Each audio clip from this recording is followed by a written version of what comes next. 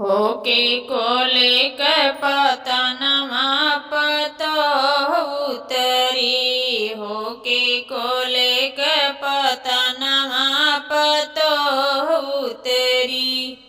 पतो उतरी हो पतो उतरी। होई के कोले के पतनमा पतो उतरी।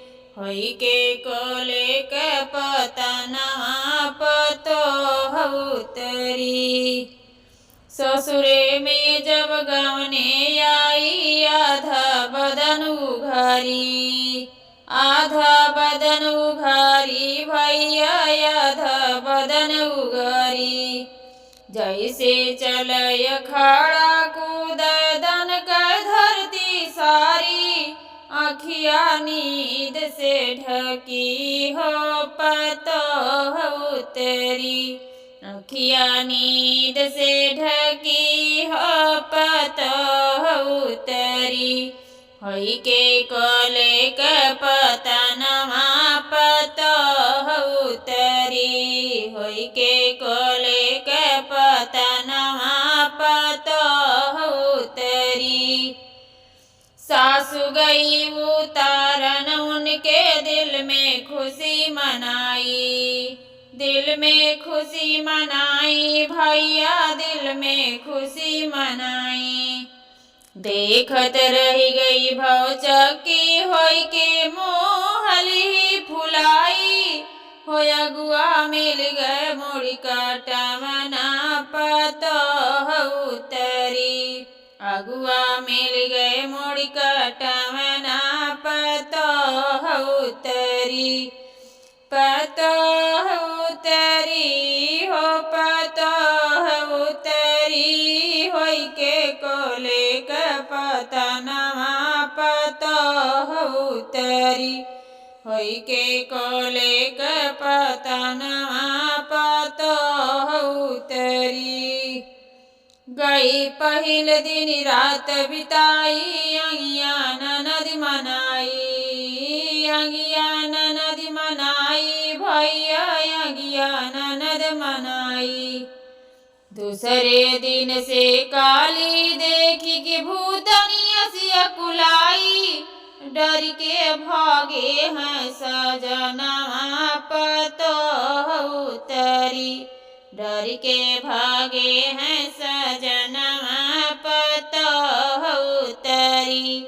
होई के कोले के पतनमा पतो उतरी। होई के कोले के पतनमा पतो उतरी। कहे सासु का भरमवा काल्हिन कही आई। कहे सासु का भैरमवा काल्हिन कोई आई। ससुरे से कहेली चल जा नहीं त बेटवा देव चलाई। ओझा बाबा के घर नवा पतो उतरी। ओझा बाबा के घर नवा पतो उतरी। पतो उतरी हो पतो उतरी। होई के कोले के पतनमा पतो उतरी। होई के कोले के पतनमा पतो उतरी। गई पड़ोसन कर सभावन दुल्हिन लखी मुस्काई। गई पड़ोसन कर सभावन दुल्हिन लखी मुस्काई। आपस में कर काना फूसी बहुत हंसी उड़ाई।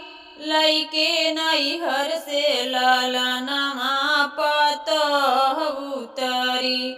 लइके नैहर से ललनमा पतो उतरी।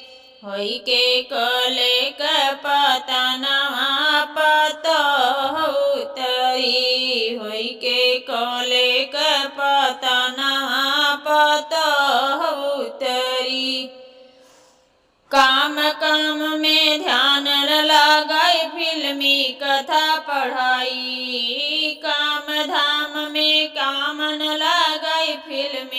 कथा पढ़ाई। 8 बजे जब सास पुकारे सोई उठी अंगड़ाई। झूलै भुइया में झूलनवा पतोह उतरी। झूलै भुइया में झूलनवा पतोह उतरी। होई के कोले के पतनवा पतोह उतरी। होई के कोले के पतनवा पतोह उतरी। लाज शरम की प्रथा मिटाई सास ससुर से उगाई। लाज शरम की प्रथा मिटाई सास ससुर से उगाई। झट डांटे सासू एक बाती बाती पर टकराई। बेटवा होई गए चूल्ही पोतवना पतोह उतरी। बेटवा होई गए चूल्ही पोतवना पतोह उतरी। होई के कोले के पतनवा पतोह उतरी। होई के कोले के पतनवा पतोह उतरी। कहाँ रहावे जेठ देवर के नमवा लय गरियावे। कहाँ रहावो जेठ देवर के नमवा लय गरियावे। भोले भाले पे मोछे उखारी ससुरा के धमकावे। पति जी छुअत हैं चरणवा पतोह उतरी। पति जी छुअत हैं चरणवा पतोह उतरी। होई के कोले के पतनवा पतोह उतरी। होई के कोले के पतनवा पतोह उतरी।